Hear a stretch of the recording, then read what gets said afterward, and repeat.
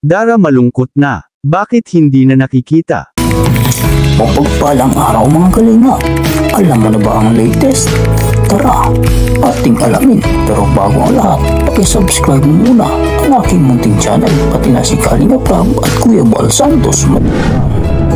Maraming salamat po.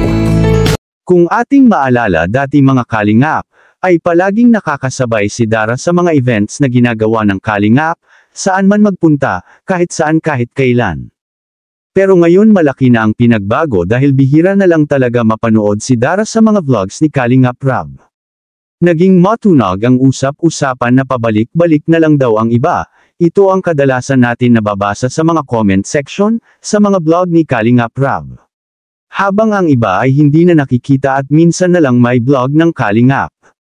Kung ating mapapansin noon yung wala pang love team ay malakas naman ang mga views kahit walang love team. Ngunit nang magsimulang magkaroon ng mga love team ay unti-unting hamina ang views ng ibang mga beneficiary na mahina ang love team. Habang ang iba naman ay mas lalong lumalakas.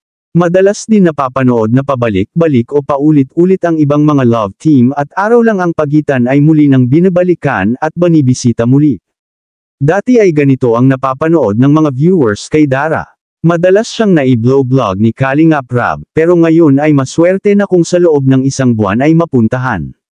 Kaya napakarami nang nagre-request sa ating mga mahal na viewers, supporters and sponsors na sana muli namang bisitahin si Dara.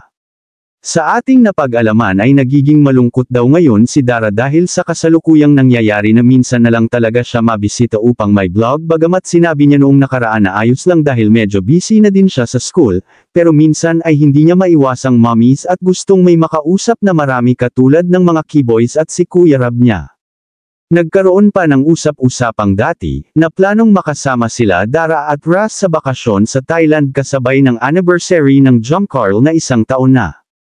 Pero hindi talaga pinalad dahil sobrang gipot sa oras at wala din nag-sponsor sa kanila Dara at Ras kaya hindi na sila nakasama.